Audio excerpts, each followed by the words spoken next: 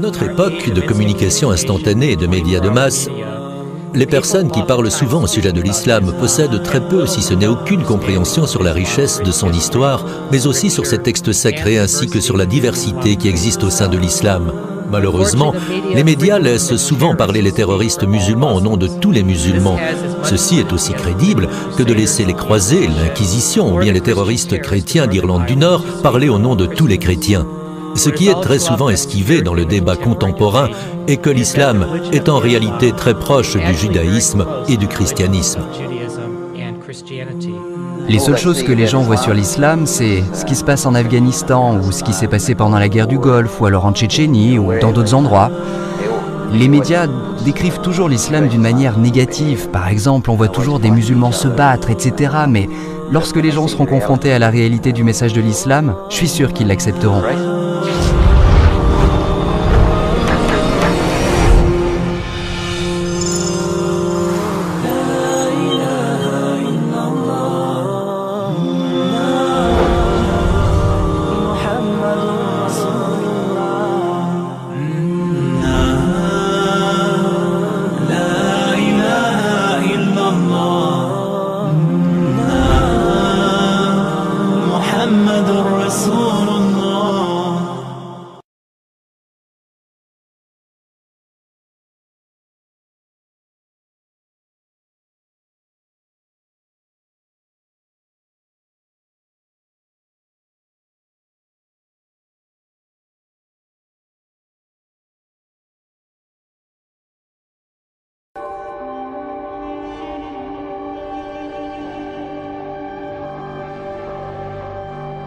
Je m'appelle Jim Al-Khalili et je suis professeur de physique à l'université du Surrey en Angleterre.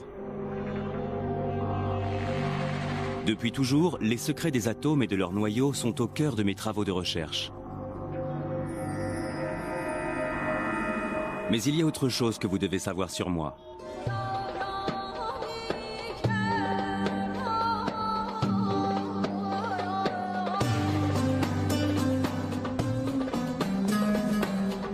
Je suis né d'une mère anglaise et d'un père irakien. J'ai d'abord grandi à Bagdad, avant de quitter l'Irak avec ma famille lorsque Saddam Hussein a pris le pouvoir à la fin des années 70. À cette époque, j'étais déjà passionné de science. Et plus j'avançais dans mes études, plus j'avais l'impression de me reconnaître dans la tradition scientifique occidentale, celle de Newton et d'Einstein. Pourtant, au fond de moi, je ne pouvais m'empêcher de penser que j'occultais toute une partie de mon propre héritage scientifique. Je me souviens que lorsque j'étais à l'école en Irak, on me parlait de l'âge d'or de l'islam. D'une période entre le 9e et le 12e siècle où Bagdad, Damas, Le Caire et Cordoue abritaient de grands érudits musulmans qui ont été à l'origine d'avancées scientifiques sans précédent. C'est pourquoi je veux exhumer ce passé. Découvrir les grandes figures de cette période et comprendre l'importance de ce qu'ils ont apporté à la science. Certains érudits médiévaux musulmans ont-ils contribué à l'avancée de la science, au même titre que Galilée, Newton ou Einstein? Et surtout, quel lien existe-t-il entre science et islam?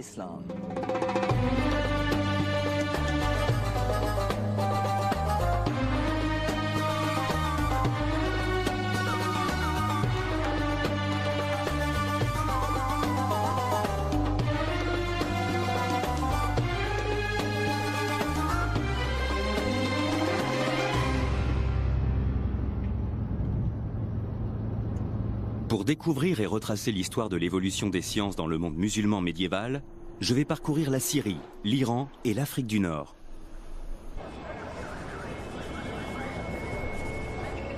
Mon périple commence dans les ruelles du Caire, la capitale égyptienne, où je prends conscience que de nombreux mots du langage scientifique actuel viennent en fait de l'arabe.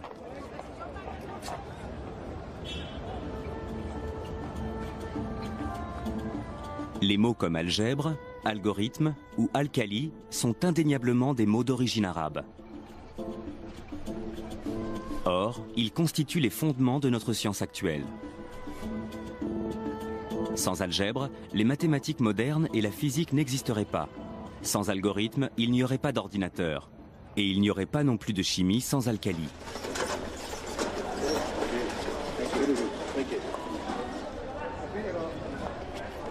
Pourtant, aujourd'hui, peu de gens en Occident, y compris parmi les scientifiques, savent que ces mots sont nés à l'époque de l'islam médiéval.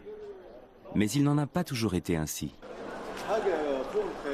Entre le XIIe et le XVIIe siècle, les savants européens se référaient souvent à d'anciens écrits islamiques. Voici des copies de quelques-unes des pages du livre Liber Abaci, du grand mathématicien italien Léonard de Pise, également connu sous le nom de Fibonacci. Et ce qui est très intéressant, c'est qu'à la page 406, il fait référence à un texte ancien appelé Modum, Algèbre et Al-Mukabal. Et à côté dans la marge est écrit le nom Mahomet, qui est en fait la version latinisée du prénom arabe Mohamed.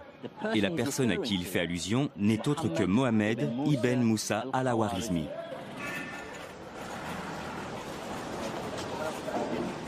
En fait, dans de nombreux domaines comme la cartographie, l'optique ou la médecine, il n'est pas rare de voir apparaître des noms arabes comme celui-ci dans les textes européens du Moyen-Âge. Mais je veux d'abord m'arrêter sur al-Khwarizmi, car ses travaux ont eu un impact fondamental sur notre vie d'aujourd'hui.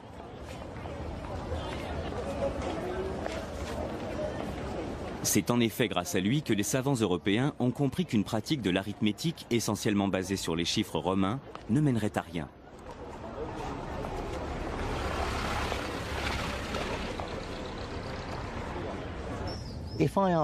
Si je vous demande de multiplier 123 par 11, vous serez peut-être capable de le faire de tête et de me donner le résultat qui est 1353.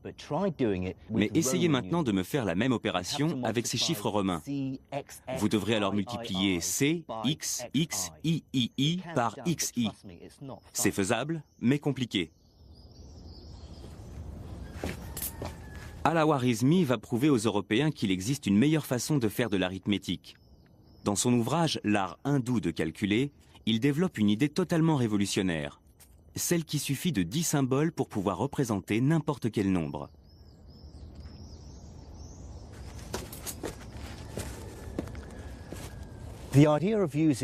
Cette idée de n'utiliser que 10 symboles, les chiffres allant de 1 à 9 plus le symbole 0 pour représenter tous les nombres de 0 à l'infini, a d'abord été développée par des mathématiciens indiens aux environs du VIe siècle. Et personne ne peut nier que cette découverte fut d'une importance capitale. Je vais vous montrer. Voici la numération indo-arabe.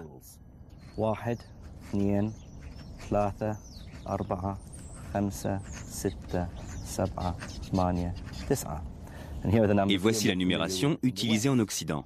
1, 2, 3, 4, 5, 6, 7, 8 et 9.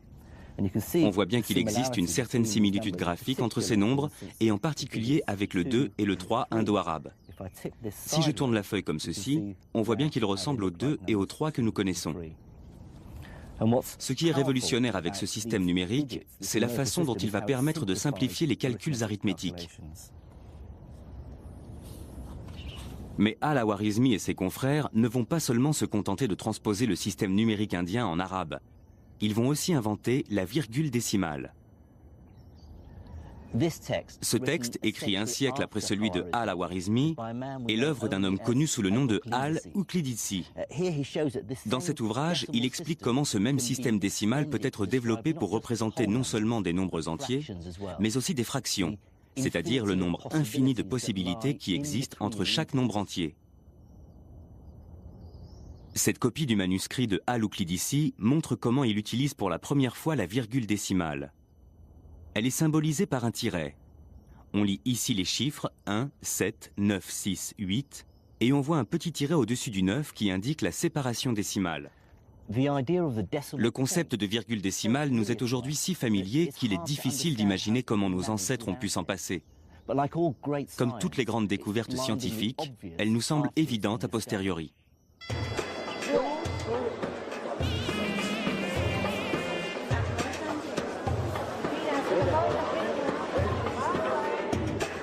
L'histoire des nombres et de la virgule décimale prouve bien que la science avait commencé à se développer dans le monde entier il y a déjà des milliers d'années. À cette époque, les idées nées en Inde, en Grèce et même en Chine se répandent et viennent s'enrichir les unes les autres. J'ai observé une carte indiquant où les populations étaient installées il y a des milliers d'années. Et j'ai trouvé le premier indice qui allait me permettre de comprendre pourquoi l'islam médiéval avait joué un rôle aussi capital dans le développement de la science. La ville située au centre du monde arabo-musulman était un point névralgique où se rencontraient des hommes d'horizons différents et une multitude de courants de pensée. Et la capitale de ce vaste empire n'était autre que Bagdad, la ville où je suis né.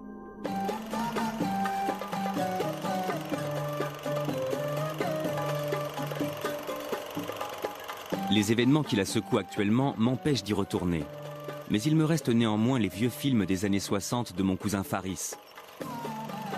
La Bagdad de l'époque était bien différente de celle d'aujourd'hui et de ses attentats sanglants.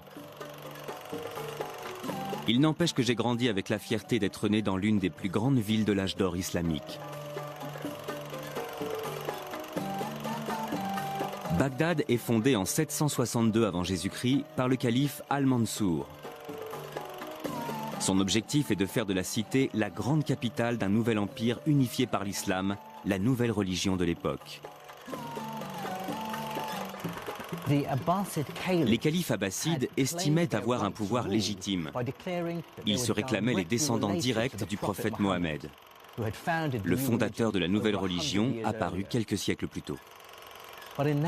Mais depuis l'apparition de l'islam, les armées musulmanes avaient rapidement conquis un immense territoire. D'abord confinée aux alentours de Médine, la communauté musulmane va très vite s'étendre hors des frontières de la péninsule arabique. En quelques dizaines d'années, les armées musulmanes envahissent le Levant, l'Afrique du Nord, l'Espagne et la Perse.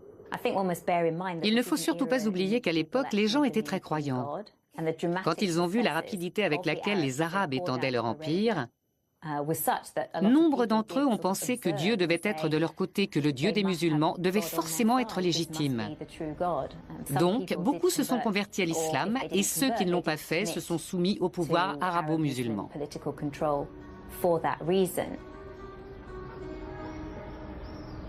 Au début du 8e siècle, les califes musulmans sont à la tête d'un vaste territoire. Et comme tous les grands empereurs tels que César ou Napoléon, ils vont rapidement comprendre que le développement du savoir scientifique leur permettra d'asseoir leur pouvoir politique.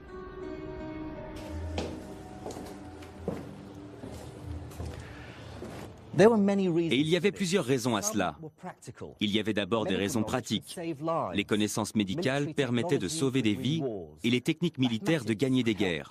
Les mathématiques pouvaient également aider à gérer les échanges financiers de plus en plus complexes de l'Empire. Mais l'islam allait également jouer un rôle essentiel. Le prophète lui-même avait encouragé ses fidèles à partir en quête du savoir, même si cette quête devait les mener jusqu'aux confins de la Chine.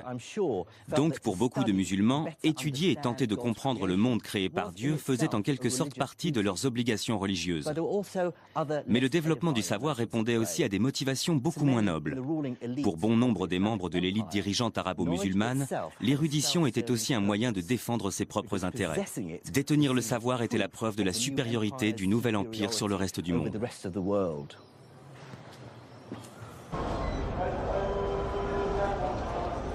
Le succès militaire et politique du nouvel empire islamique allait bientôt mettre les califes musulmans face à un problème inévitable. Comment gouverner un territoire abritant une population aussi hétéroclite? Même si la majorité de l'empire s'est convertie à l'islam, il abrite des peuples de traditions et de langues différentes, séparés par d'énormes distances.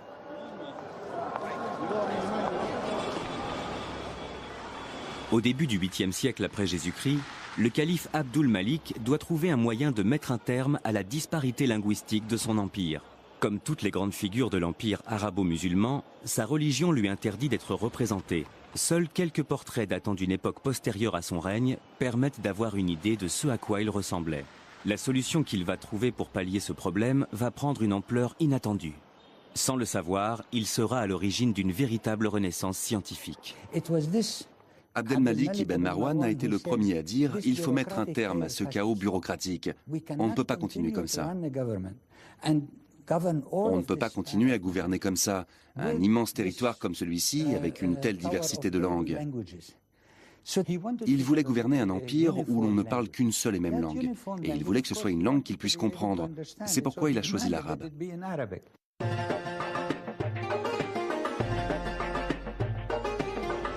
Mais le choix de l'arabe comme langue officielle de l'Empire a bien plus qu'un simple côté pratique pour l'administration.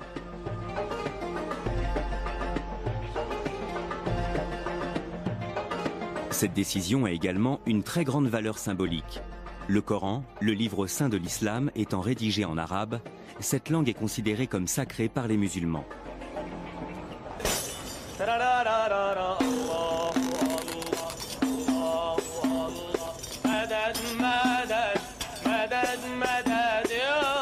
L'arabe coranique revêt un caractère si sacré que son texte est le même depuis plus de 1400 ans.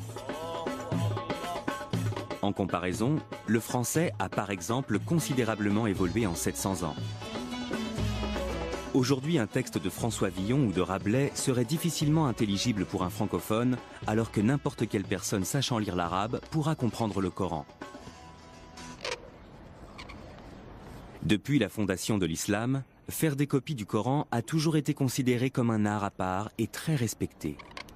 Le grand calligraphe Naïef Skaf est installé à Damas, la capitale syrienne. Il effectue des calligraphies à travers tout le pays pour les mosquées et les madrasas, les écoles coraniques. Il a déjà tracé ses lettres des centaines et des centaines de fois. Les mots qu'il écrit sont d'une grande importance pour les musulmans, puisque cette formule ouvre chaque sourate du Coran. Ici, on peut lire ce qui signifie « Au nom de Dieu, le clément et le miséricordieux ».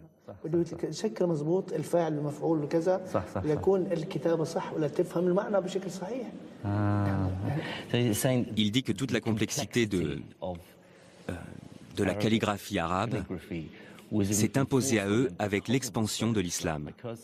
Parce que du coup, les calligraphes de l'époque craignaient que le sens du texte coranique finisse par se perdre. S'il était lu par des personnes qui ne parlaient pas arabe, celles-ci risquaient de mal l'interpréter. Mais surtout, ils seraient incapables de faire la distinction entre les différentes lettres. C'est pourquoi ils ont ajouté des points sur certaines lettres et de nombreux signes pour indiquer le son des voyelles. C'est une modification qu'ils ont apportée pour s'assurer que les gens prononceraient correctement le texte du Coran en le lisant.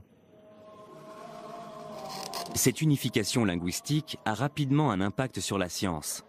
Les érudits issus des différents pays de l'Empire, qui autrefois n'avaient aucun moyen de communiquer, peuvent désormais le faire grâce à une langue commune. Et cette langue a justement la particularité de ne prêter à aucune ambiguïté et d'être très précise. Autrement dit, elle est idéale pour favoriser le développement du langage technique et scientifique. Cette unification va permettre l'apparition d'une vaste communauté intellectuelle, où tout un tas d'érudits issus d'horizons complètement différents vont pouvoir engager le dialogue, comparer leurs savoirs, débattre et confronter leurs connaissances, souvent même de façon très véhémente. Les savants de Cordoue, dans le sud de l'Espagne, pouvaient désormais débattre de leurs connaissances littéraires et scientifiques avec les érudits de Bagdad ou encore de Samarcande.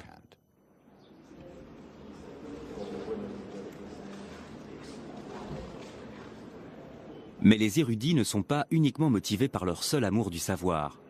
La perspective de pouvoir s'enrichir va également les pousser à approfondir leurs connaissances. Au début du IXe siècle, l'élite dirigeante de l'Empire islamique investit des sommes astronomiques dans le financement d'un ambitieux projet qui va permettre à la science de faire un véritable bond en avant.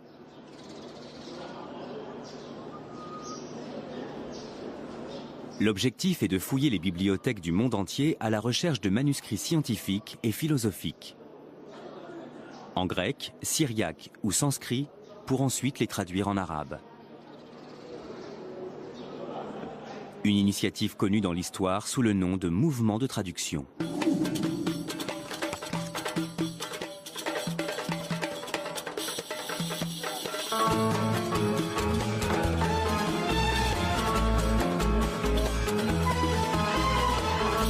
Durant cette période, les érudits de l'Empire vont déployer des efforts considérables dans la recherche de textes anciens.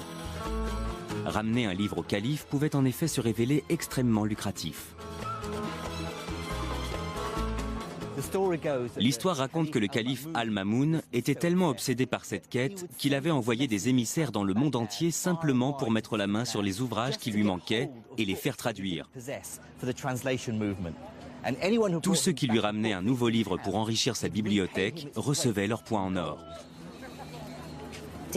Pour vous donner une idée de l'ampleur de ce mouvement qui a duré de 750 à 950, il suffit de se référer aux travaux d'un certain Al-Nadim qui avait répertorié toute l'intelligentsia de l'ère abbasside.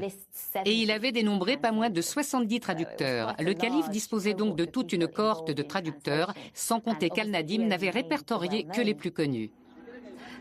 Il pouvait gagner jusqu'à 500 dinars d'or par mois, soit environ 18 000 euros, ce qui est une somme d'argent considérable pour un tel travail.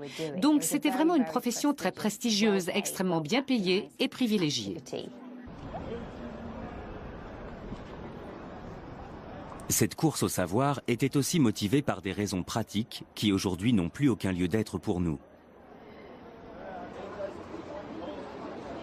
La ville d'Alexandrie en Égypte dispose aujourd'hui d'une toute nouvelle bibliothèque. Mais à l'époque, la destruction de la première bibliothèque d'Alexandrie, survenue quelques siècles plus tôt, est encore très présente dans les mémoires. La perte des milliers d'années de savoir qui ont disparu avec elle a profondément marqué les esprits.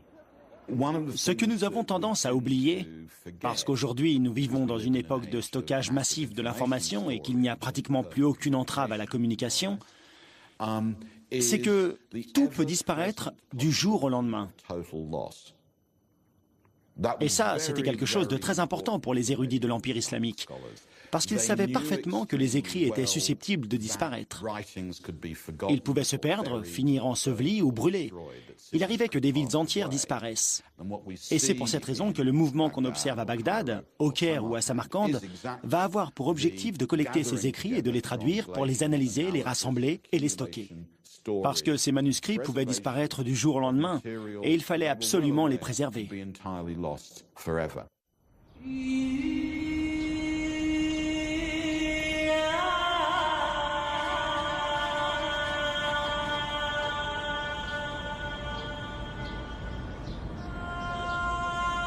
S'il y a bien un savoir que tout le monde a intérêt à voir se développer dans le royaume, c'est la médecine.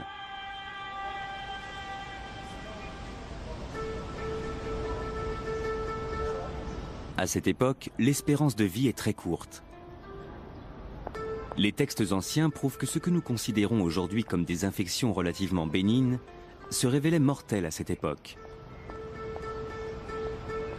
Face à la maladie, Dieu n'est pas seulement une source de réconfort pour les croyants.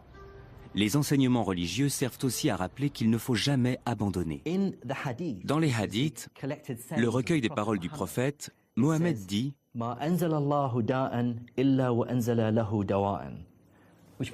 Ce qui signifie « Dieu n'envoie jamais aux hommes une maladie sans lui envoyer aussi son remède ». C'est pour cela qu'aujourd'hui encore, les musulmans continuent de croire que pour chaque maladie, il existe toujours un remède quelque part et qu'il suffit de le chercher pour le trouver. Pour comprendre comment cette vision plutôt optimiste des choses a influencé la médecine islamique, je pars à Damas pour rencontrer le docteur Peter Portman. C'est un éminent spécialiste de la médecine islamique et il passe le plus clair de son temps à faire des recherches au Moyen-Orient. Ce que les gens ne comprennent pas, c'est que la médecine islamique fait partie de l'histoire de notre médecine moderne. La médecine universitaire, qui était enseignée chez nous jusqu'au XIXe siècle, était très largement basée sur le travail des médecins de l'Empire islamique.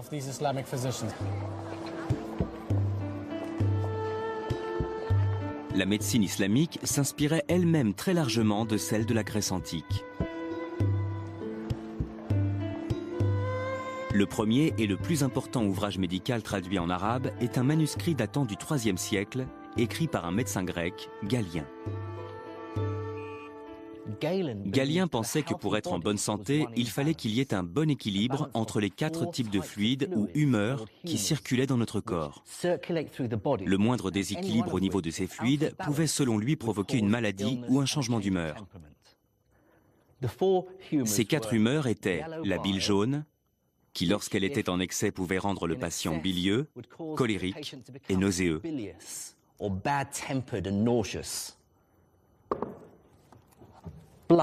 Le sang, qui en trop grande quantité dans l'organisme, pouvait transformer le patient en quelqu'un de sanguin, chaleureux et rouge. La bile noire, qui en excès rendait le patient léthargique, mélancolique et déprimé. Et enfin, le flegme, qui en excès rendait le patient flegmatique, apathique et dénué d'émotions. Galien pensait que la maladie était le résultat d'un déséquilibre au niveau de l'une de ses humeurs, et que pour la traiter, il suffisait de débarrasser le corps de l'excès de fluide.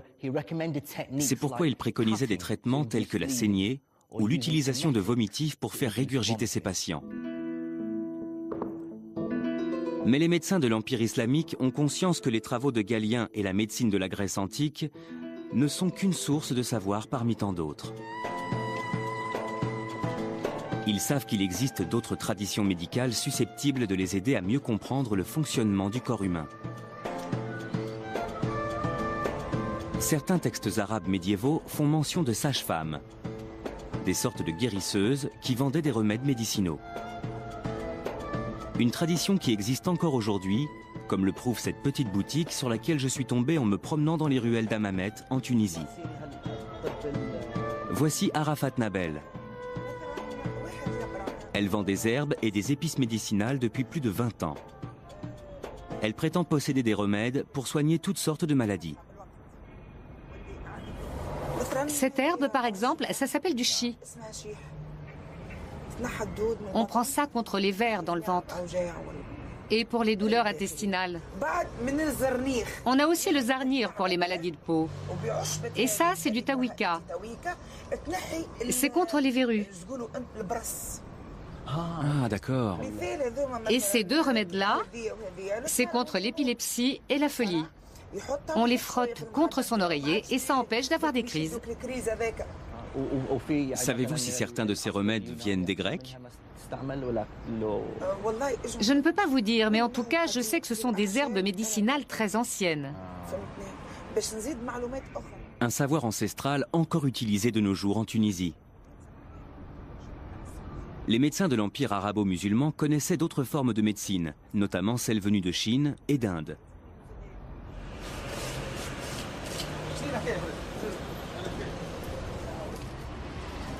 Mais une autre partie de leur savoir leur venait également de leur propre religion, l'islam, et s'inspirait des préceptes du Coran ou des hadiths, le recueil relatant les paroles et les actes du prophète.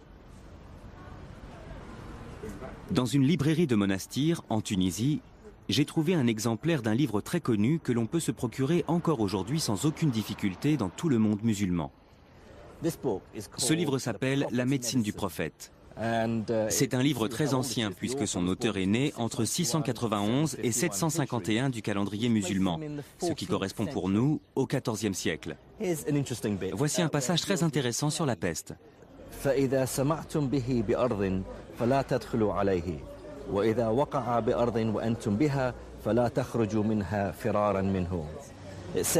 qui veut dire, si vous arrivez dans un pays touché par la peste, ne pénétrez pas dans ce pays. Et si c'est votre pays qui est touché par la peste, alors n'essayez pas de quitter vos maisons pour lui échapper. Ce sont des conseils pleins de bon sens. Et là, il y a aussi un autre passage très amusant, au sujet de l'épilepsie. Il est écrit que les Grecs, dont Galien, pensaient que l'épilepsie était une maladie du cerveau. Mais à l'époque, ils ignoraient les véritables causes de cette maladie. Ils pensaient que les épileptiques étaient possédés par un esprit maléfique et le seul remède contre l'épilepsie était l'exorcisme. Un point de vue pas vraiment scientifique. Même si l'islam n'a finalement pas apporté grand-chose d'un point de vue strictement médical, il a énormément apporté à la médecine d'un point de vue philosophique.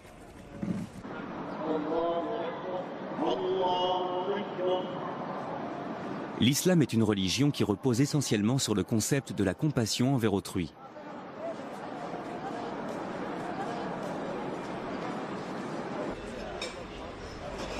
Le docteur Portman s'apprête justement à me faire découvrir l'un des aspects concrets de cette compassion prônée par l'islam. Voici l'ancien hôpital Nour al-Din de Damas. C'est devenu un musée, mais il a été le plus grand hôpital de l'Empire islamique. Il a été construit aux alentours de 1150-1154. La charité envers autrui constitue l'un des piliers fondamentaux de l'islam. C'est la zakat. Exactement. C'est l'obligation de faire l'aumône et de venir en aide aux pauvres, et donc les souverains ou ceux qui avaient beaucoup d'argent pouvaient Être très généreux. très charitables et faire construire un magnifique hôpital comme celui-ci.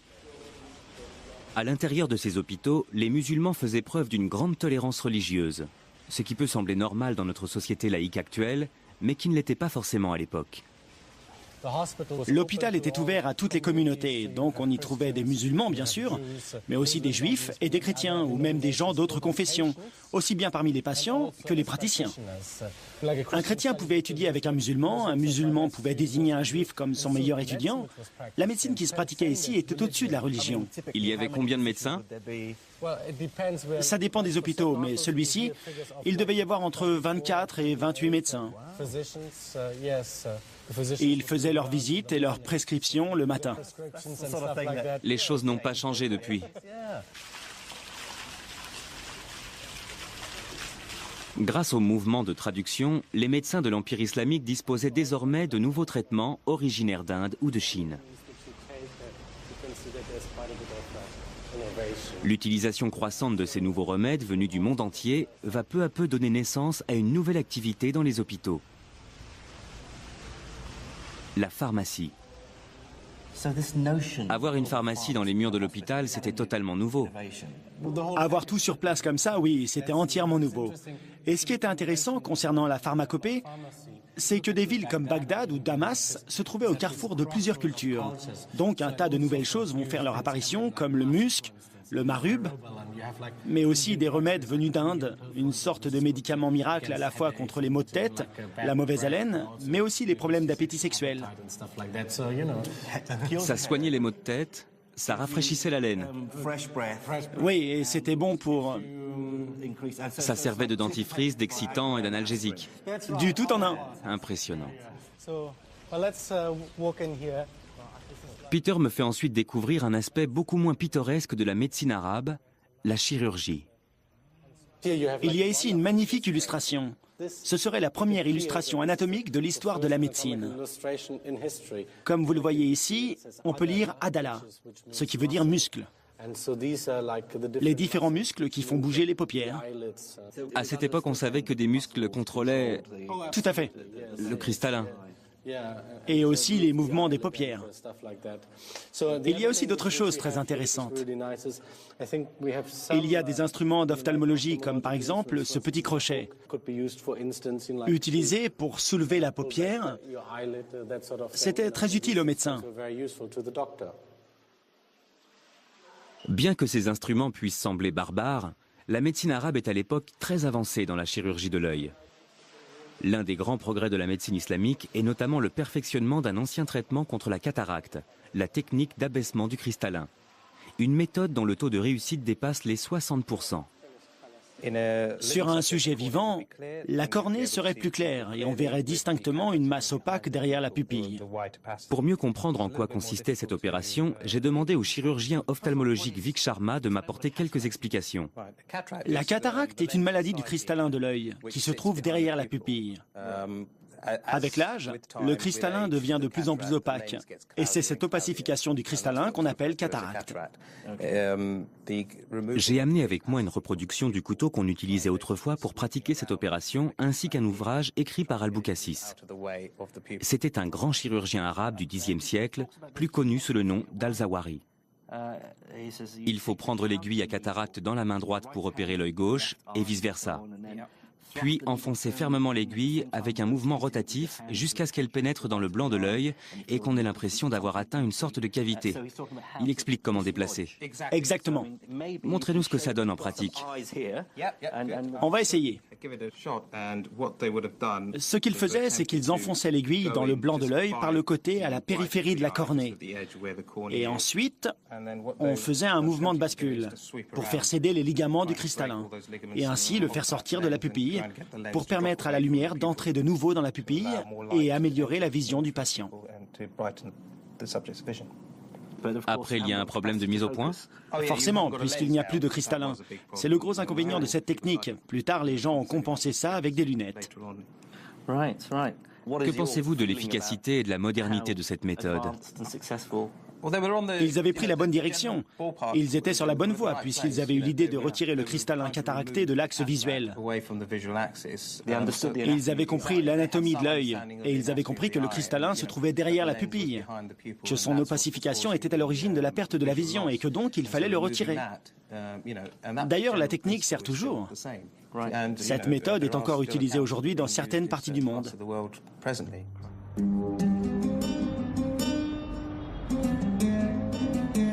Avoir un regard rétrospectif sur la médecine arabe à la lumière de nos connaissances scientifiques actuelles se révèle finalement assez frustrant. Certaines croyances scientifiques de l'époque étaient totalement absurdes. Mais d'un autre côté, les érudits musulmans avaient une approche scientifique à la fois logique et systématique, ce qui était totalement remarquable pour l'époque et prouve bien qu'ils étaient en avance sur leur temps. Un érudit musulman, plus que tout autre, incarne à lui seul ce lien étroit entre religion et science. Ibn Sina. Mais il est plus connu en Occident sous le nom d'Avicenne. Ce scientifique pluridisciplinaire faisait partie du cercle intellectuel et mondain de la cour. En 1025, il écrit une encyclopédie intitulée Al-Qanun fil Tibb, le canon de la médecine. Dans cet ouvrage, Avicenne reprend et développe toutes les connaissances de ses prédécesseurs, de la Grèce antique, en passant par l'Inde. D'un point de vue historique, quelle est la place de ce livre? C'est un ouvrage capital. Peu de textes ont eu une telle importance historique. C'est une encyclopédie qui va venir balayer tout le reste pour rapidement devenir un ouvrage de référence qui va supplanter bon nombre d'autres textes. Si bien que certains vont même s'en plaindre en disant « il est tellement bien organisé et tellement accessible » que plus personne ne lit les textes grecs ou leurs traductions. Voici le premier livre, la première partie qu'on appelle Al-Kulliyat. Ce sont les principes généraux, ça traite du fonctionnement du corps humain et des maladies en général. Le deuxième livre détaille toutes les maladies, de la tête aux pieds. Il décrit toutes les maladies de haut en bas. Il commence avec les pathologies de la tête, puis il descend progressivement avec les maladies des yeux, des oreilles, du nez, de la bouche, et ainsi de suite pour finir avec tout ce qui touche les organes sexuels. À première vue, l'objectif des 3 volumes de cette encyclopédie médicale est très ambitieux. Avicenne tente de répertorier les éléments de diagnostic et les traitements pour des maladies aussi diverses que la dépression, la méningite ou la petite vérole. On trouve également des chapitres très détaillés traitant de maux beaucoup plus bénins. Par exemple, ici, il parle des maux de tête. Des différents maux de tête. Oui.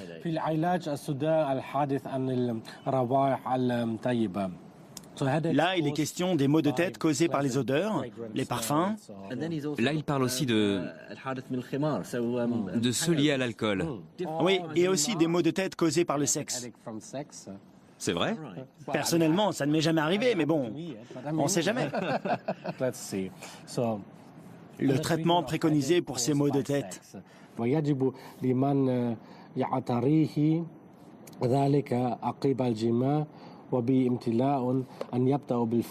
Ce qui veut dire, si quelqu'un souffre de maux de tête, après avoir eu des relations sexuelles, et qu'il ressent une sensation de satiété sexuelle, c'est-à-dire qu'il a en quelque sorte abusé du sexe, il faut en premier ressort pratiquer une phlébotomie, c'est-à-dire une saignée, et ensuite une purge. Dans ce cas, il faut pratiquer les deux, la saignée et la purge. Nombre de ces traitements semblent complètement absurdes. Ils n'ont rien à voir avec la médecine moderne. Non, pas vraiment. Pendant combien de temps les gens ont continué à croire tout ça? Les idées fondamentales contenues dans cet ouvrage sur le fonctionnement du corps humain sont restées les mêmes jusqu'au début du 19e siècle. Il y a eu des avancées dans certains domaines, mais les fondements sont restés les mêmes. Ce n'est qu'après qu'il y a eu un véritable changement avec la découverte des bactéries et des virus. Ce n'est qu'après 1850 que la médecine a véritablement pris un nouveau tournant. Le canon de la médecine d'Avicenne marque néanmoins une étape fondamentale dans l'histoire de la médecine.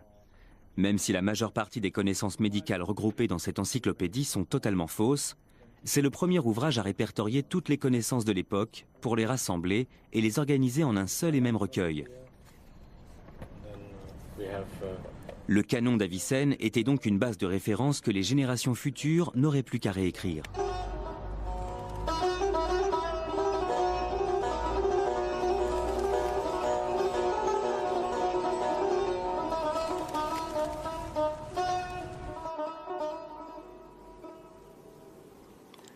Répertorier de cette façon toutes les connaissances médicales était effectivement une grande avancée.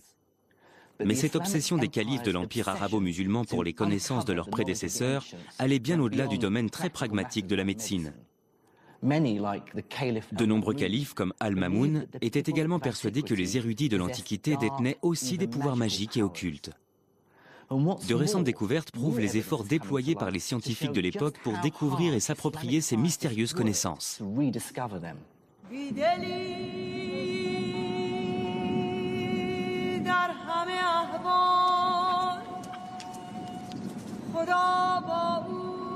Pour retrouver leurs traces, je dois me rendre dans les dunes arides du désert du Sahara en Égypte. Là-bas, j'ai rendez-vous avec un universitaire qui va m'expliquer comment le mouvement de traduction a conduit les Arabes jusqu'à l'Égypte pour percer le mystère d'un code qui, selon eux, renfermait le secret d'un art occulte, l'alchimie.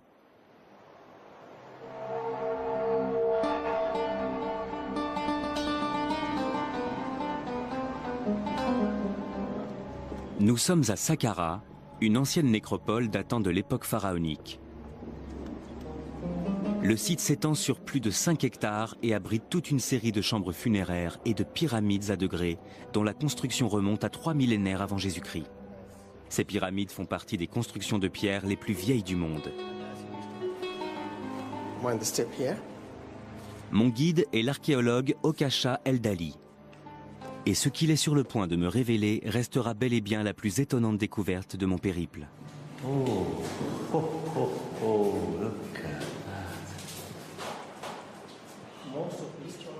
Comme la plupart des gens, j'étais persuadé que les hiéroglyphes égyptiens étaient restés un mystère jusqu'au XIXe siècle. Jusqu'à la découverte de la fameuse pierre de Rosette. Un fragment de stèle portant une inscription écrite à la fois en hiéroglyphe et en grec. Une pièce clé qui allait enfin permettre aux savants britanniques et français de déchiffrer les écrits de l'ancienne Égypte. Du moins, c'est ce que dit l'histoire officielle. Mais le docteur Eldali a fait une découverte qui vient totalement contredire cette version des faits.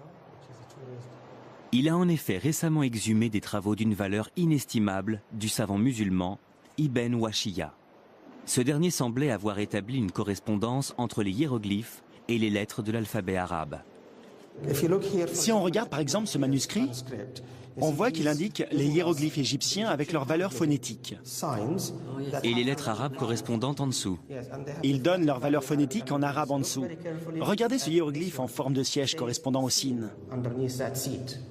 Maintenant, regardez là. C'est un S. En égyptien hiéroglyphe, on utilise ce siège pour le son S, ce qui correspond au signe que l'on voit ici. Ceci correspond au nom du dieu Osiris. Osiris. Avec un S. C'est le sin. Ça, c'est la lettre H. On la retrouve ici. C'est le Ha arabe. La vague, elle, correspond à la lettre N, au Nun arabe. Ici, on a le T, et là, le F. Ils représentent tous une lettre? Oui, c'est ça. Comment Ibn Wahshiyya est-il parvenu à déchiffrer les hiéroglyphes? Les premiers savants arabes avaient déjà réussi à faire le lien entre l'égyptien ancien, c'est-à-dire l'égyptien hiéroglyphe, et leur propre langue, le copte. Ils avaient compris que la langue copte n'était ni plus ni moins que l'héritière moderne de l'égyptien ancien. Et s'ils avaient pu faire cette découverte, c'est justement parce que le mouvement de traduction leur avait permis d'avoir accès aux manuscrits coptes. C'est grâce à ces textes que les savants ont pu établir le lien direct qui existait entre l'égyptien hiéroglyphique et l'arabe. Quelle proportion de l'alphabet hiéroglyphique avait-il identifié? Environ 14 lettres, la moitié de l'alphabet hiéroglyphe égyptien. Ce qui est incroyable pour des savants du 9e ou du 10e siècle.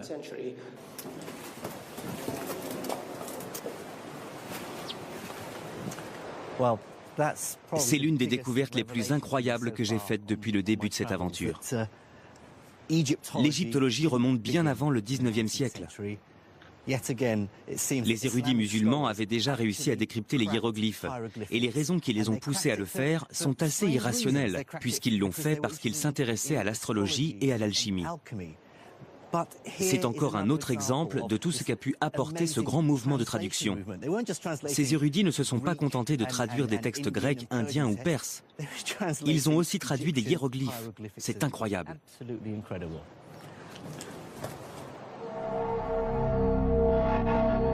Malheureusement pour le calife Al-Mamoun, la traduction des hiéroglyphes n'a permis de révéler aucun des secrets de l'alchimie. Mais cette découverte prouve bien l'insatiable curiosité que les savants de l'époque nourrissaient pour le monde qui les entourait. Leur seul objectif était de s'enrichir du savoir des autres cultures, quelles qu'elles soient, sans aucun a priori religieux ou racial. La plupart des traditions intellectuelles, y compris la nôtre, ont tendance à faire tout leur possible pour supplanter les autres. Alors qu'ici, c'est l'exemple même d'une volonté acharnée, presque incompréhensible, de devenir une sorte d'importateur net du produit intellectuel, ce qui est un véritable exemple dans l'histoire des sciences.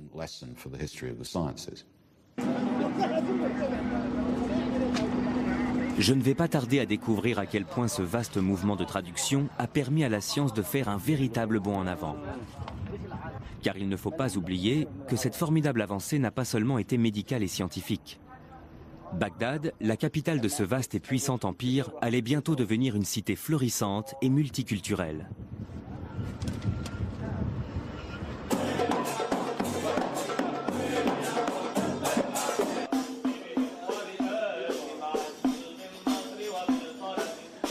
À cette époque, Bagdad est une véritable cité des mille et une nuits. C'est l'époque des puissants et bienfaisants califes, des tapis volants et des grandes odyssées. Mais aussi celle des conteurs et d'un véritable âge d'or architectural et artistique.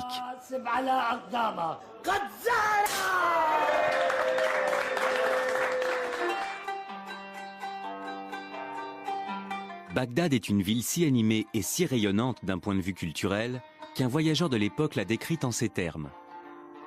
Il n'y a pas plus savants que leurs érudits, plus convaincants que leurs théologiens, plus lyriques que leurs poètes ou plus audacieux que leurs libertins.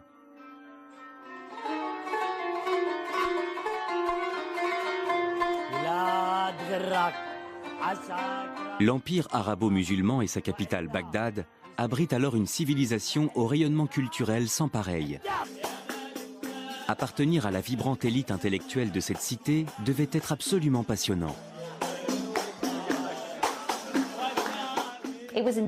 C'était une ville musulmane récente. Sa construction n'avait commencé qu'en 756 et donc elle était perçue comme quelque chose d'à la fois totalement nouveau et totalement différent. La ville grouillait de courtisans et de personnes qui s'étaient enrichies et qui tentaient de se faire une place à la cour abbasside. C'était tout à fait le genre d'endroit où les esprits novateurs étaient valorisés et appréciés à leur juste valeur. La vie intellectuelle de la cité reposait surtout sur une institution appelée les majlis. Ce mot pourrait se traduire par salon ou lieu de rencontre et de parole.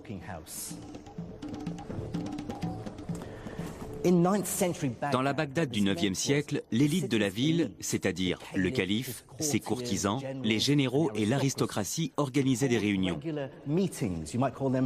C'étaient des sortes d'assemblées durant lesquelles toute l'élite intellectuelle de la cité, les philosophes, les logiciens, les astronomes et les théologiens se réunissaient pour débattre et échanger leurs idées.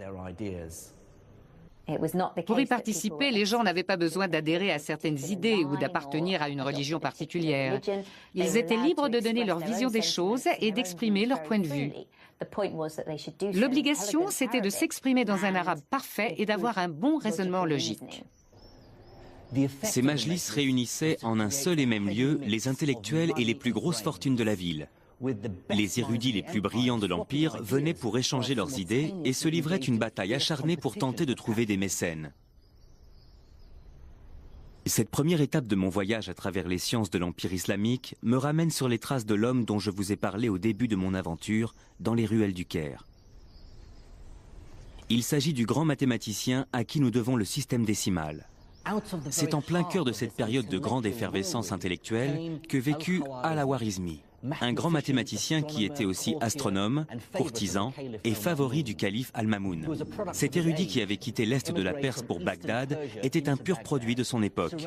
Cet avant-gardiste vivait entouré de livres et avait étudié les traditions scientifiques venues de Grèce, d'Inde, de Perse et de Chine. Al-Khwarizmi allait réunir et synthétiser deux traditions mathématiques complètement différentes pour donner naissance à quelque chose de totalement nouveau. Cette capacité de pouvoir considérer simultanément deux modes de pensée mathématiques complètement différentes va permettre de définir des modèles et d'isoler les aspects les plus importants dans les domaines du calcul et de la mesure. Ça a permis d'accélérer le processus de bouleversement intellectuel. La première de ces traditions mathématiques vient de la Grèce antique. Les mathématiques grecques traitent principalement de géométrie, une science consistant à étudier des figures comme les triangles, les cercles ou les polygones et à calculer les aires ou les volumes. L'autre tradition mathématique dont Al-Khwarizmi va s'inspirer vient de l'Inde. Les mathématiciens indiens étaient à l'origine du système décimal à 10 symboles qui avait permis de simplifier les calculs. Grâce au mouvement de traduction, Al-Khwarizmi avait l'avantage et la chance d'avoir accès aux traditions mathématiques grecques et indiennes. Il était désormais en mesure de combiner l'intuition géométrique avec la précision de l'arithmétique, les figures grecques avec les symboles indiens, pour donner naissance à une nouvelle forme de pensée mathématique plus connue aujourd'hui sous le nom d'algèbre.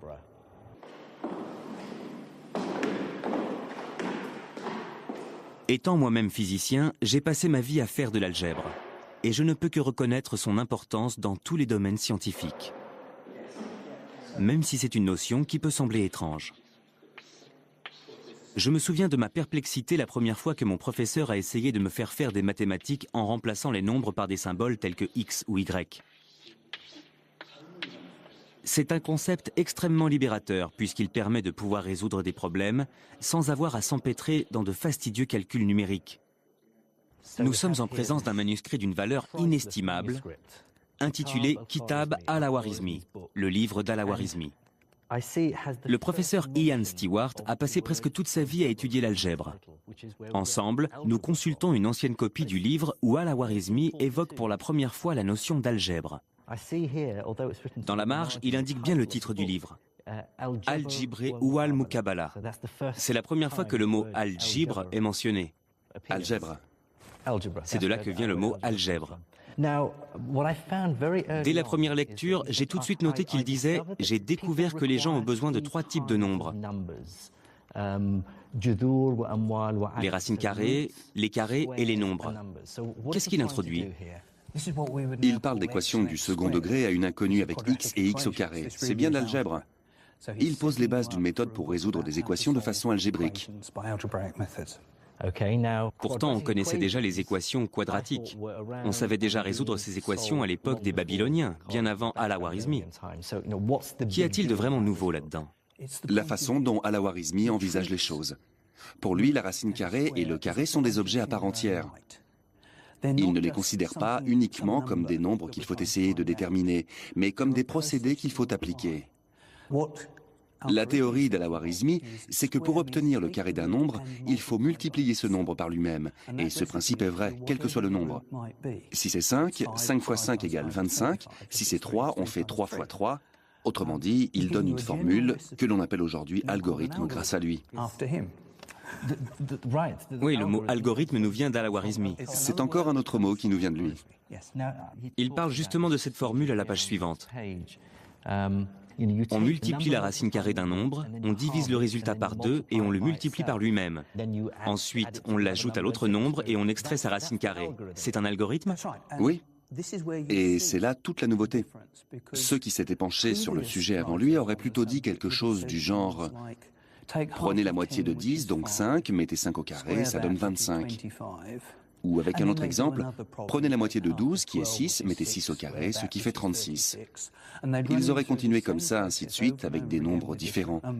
Et il aurait fallu déduire soi-même la formule à chaque nouvel exemple. C'est pas ce qu'il fait. Exact. Lui dit, prenez la moitié de la racine carrée, divisez-la par 2, quelle que soit la racine. La moitié de la racine carrée devient un objet. Si la racine carrée est un objet, la demi-racine carrée l'est aussi. Pas besoin de savoir à quel nombre ça correspond. Tout à fait. Vous savez que vous devez la mettre au carré. Ça suffit, peu importe le nombre que vous devez mettre au carré.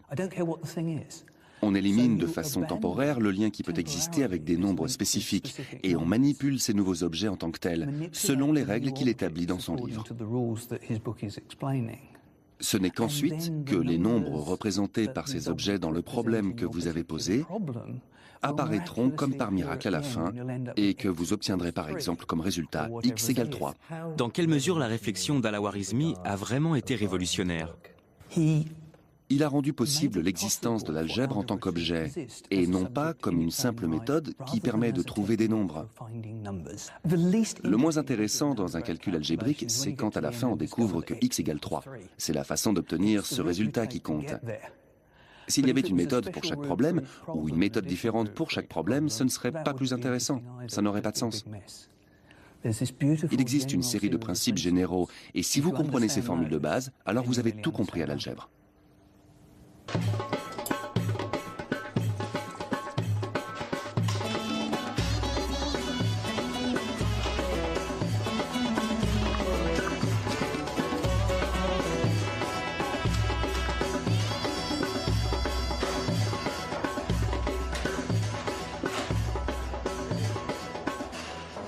En quoi l'algèbre a-t-elle été vraiment importante dans l'évolution du monde? Elle a permis de résoudre toutes sortes de problèmes à travers les âges. Soit m, la masse d'un boulet de canon, et d, la distance qu'elle doit parcourir. Vous pouvez utiliser l'algèbre pour calculer le meilleur angle pour pointer le canon. Ces connaissances pouvaient permettre de gagner une guerre. Soit c, la vitesse de la lumière, et m, la variation de la masse d'un noyau d'atomes. Calculez ensuite l'énergie dégagée à l'aide de la formule algébrique suivante. E égale mc au carré. La maîtrise de cette formule confère un véritable pouvoir.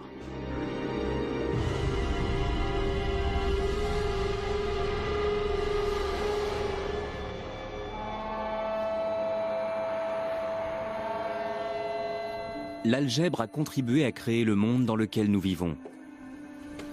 La science d'aujourd'hui n'aurait jamais existé sans elle. Ce simple constat résume à lui seul l'étendue de l'héritage laissé par les érudits de l'islam médiéval. Ils ont exhumé les connaissances scientifiques de la Grèce antique et de l'Inde pour les conjuguer et les développer. De la même façon, notre médecine moderne doit beaucoup aux recherches menées par les médecins de l'ancien empire islamique. Je crois que l'histoire de cette formidable évolution scientifique survenue au cours du 8e et du 9e siècle a beaucoup plus à nous apprendre que n'importe quelle autre découverte.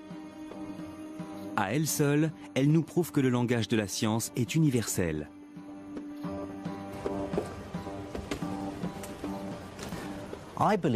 La prouesse la plus remarquable des scientifiques de l'islam médiéval a d'abord été de prouver que la science n'était pas islamique, hindoue, hellénistique, juive, bouddhiste ou chrétienne.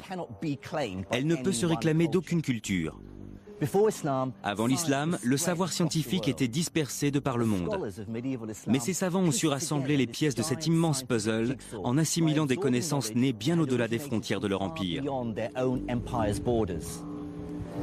Cette immense synthèse du savoir n'a pas seulement donné naissance à une nouvelle science, elle a aussi permis de prouver que la science pouvait transcender les frontières et l'appartenance religieuse. Le savoir scientifique profite à tous les humains quels qu'ils soient. C'est une vision des choses aussi pertinente qu'exemplaire.